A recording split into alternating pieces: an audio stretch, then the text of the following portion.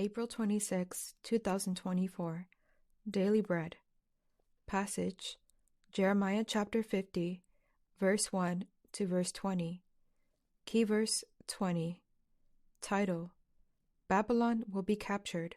This is the word the Lord spoke through Jeremiah, the prophet, concerning Babylon and the land of the Babylonians. Announce and proclaim among the nations. Lift up a banner and proclaim it. Keep nothing back, but say, Babylon will be captured. Bel will be put to shame. Marduk filled with terror. Her images will be put to shame, and her idols filled with terror. A nation from the north will attack her and lay waste her land. No one will live in it. Both people and animals will flee away.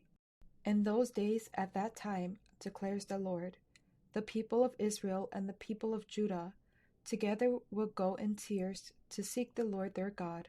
They will ask the way to Zion and turn their faces toward it.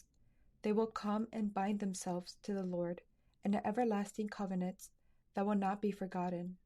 My people have been lost sheep. The shepherds have led them astray and caused them to roam on the mountains.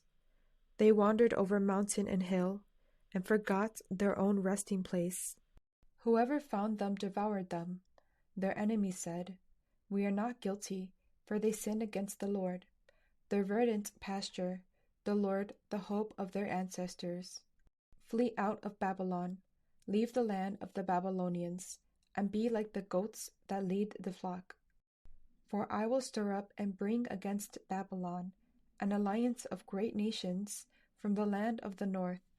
They will take up their positions against her, and from the north she will be captured.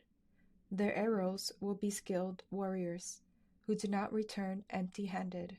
So Babylonia will be plundered. All who plunder her will have their fill, declares the Lord. Because you rejoice and are glad, you who pillage my inheritance, because you frolic like a heifer, threshing grain and neigh like stallions. Your mother will be greatly ashamed. She who gave you birth will be disgraced. She will be the least of the nations, a wilderness, a dry land, a desert. Because of the Lord's anger, she will not be inhabited, but will be completely desolate. All who pass Babylon will be appalled. They will scoff because of all her wounds. Take up your positions around Babylon, all you who draw the bow. Shoot at her. Spare no arrows, for she has sinned against the Lord. Shout against her on every side. She surrenders. Her towers fall. Her walls are torn down. Since this is the vengeance of the Lord, take vengeance on her. Do to her as she has done to others. Cut off from Babylon the sower and the reaper, with his sickle at harvest. Because of the sword of the oppressor, let everyone return to their own people. Let everyone flee to their own land. Israel is a scattered flock that lions have chased away. The first to devour them was the king of Assyria. The last to crush their bones was Nebuchadnezzar, king of Babylon. Therefore, this is what the Lord Almighty, the God of Israel, says: I will punish the king of Babylon and his land as I punished the king of Assyria. But I will bring Israel back to their pasture, and they will graze on Carmel and Bashan. Their appetite will be satisfied on the hills of Ephraim and Gilead. In those days, at that time, declares the Lord, search will be made for Israel's guilt, but there will be none, and for the sins of Judah, but none will be found, for I will forgive the remnant I spare. Daily Bread Message. The Lord would use Babylon to judge the nations, including Israel and Judah. But Babylon itself would be captured, a nation from the north. The Medo-Persian Empire would conquer Babylon.